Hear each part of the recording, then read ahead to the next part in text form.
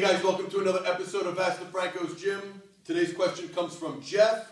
He says, Joe, this isn't the typical question you address, and you probably will laugh when you read it, but what the hell? My girlfriend wants to get in the best shape of her life for our wedding, which is about 3 months away.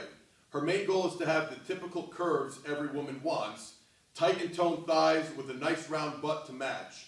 Not Kim Kardashian type butt, more of an athletic big butt.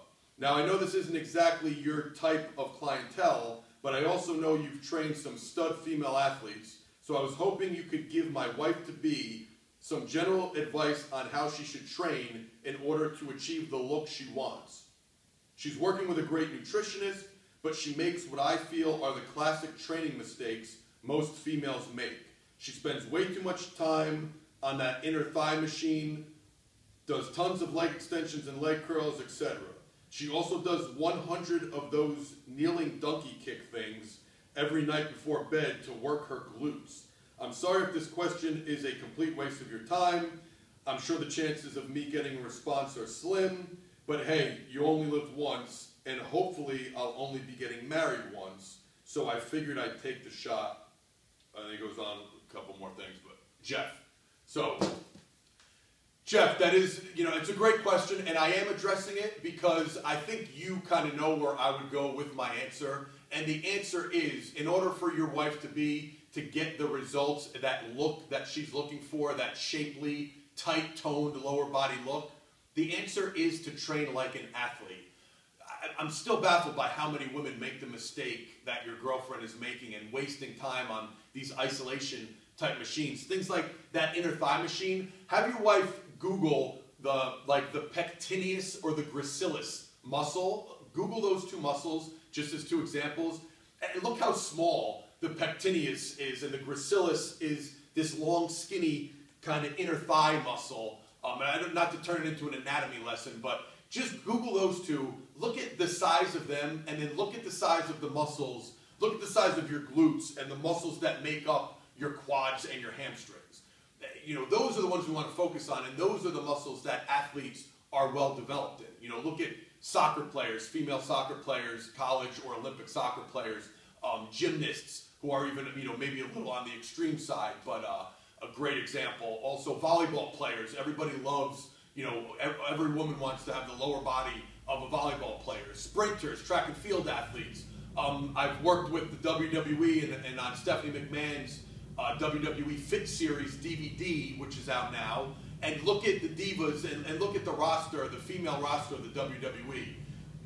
99% of them probably have the physique that your wife is looking for, and look how they train. All these people that I've spoken about, all those different class of athletes, they're not spending time doing those little isolation exercises like your wife. What are they training for? They're training to run faster, jump higher, be more athletic, lift weights and be strong to prevent injury. And when you do that, a very interesting side effect happened. Even if you didn't care what you looked like, train like an athlete and you were going to have a nice round, well-developed butt and shapely and toned thighs. It's just how it works. So why not take a page out of the athlete's book and start training like an athlete? So let's get rid of all the exercises you're doing. Let's focus on squatting and or deadlifting. Just make sure you're doing them properly. I love box squats because they really help to develop your glutes and your hamstrings. And they're easier to teach and learn. I have videos. Check my YouTube page for videos on how to box squat properly. Then do things like Bulgarian split squats, single leg squats with your back leg elevated. The inherent instability of that exercise, you'll notice when you're kind of going down, you'll be shaking a little bit left and right. That is great because that little instability, every time you move and you're kind of stabilizing, those little muscles I just referred to before, now we're going to activate those muscles. We're going to work the little muscles around your hip and your inner thigh and your ankles and your knee, but we're not doing them alone. We're working them kind of more globally, what I call it, where we're hitting the big muscles, but the little ones are stabilizing, so we're killing 2, 3, 4 birds with one stone, so to speak.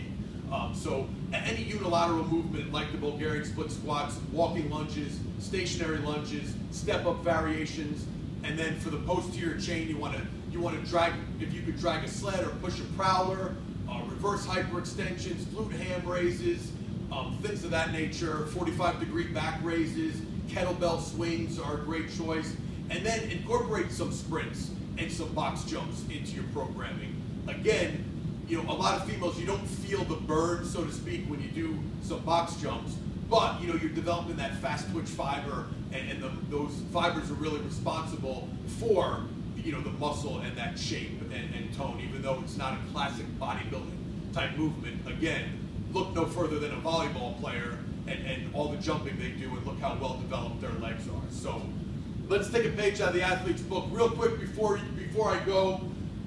That donkey kick thing is one of my biggest pet peeves. I think you're referring to this exercise where ladies sit here and they do this, or they do this thing, you know, for 100 reps. Have your wife switch from doing 100 reps before she goes to bed to all I want is 3 sets of 8 of this version. What I want her to do is, once she gets in that quadruped position, go down on her forearms, then shift her hips back. I'll do this leg for you. So my hips are on my left heel. Shift your hips back. Keep your back straight. And from here, now lift your heel to the ceiling.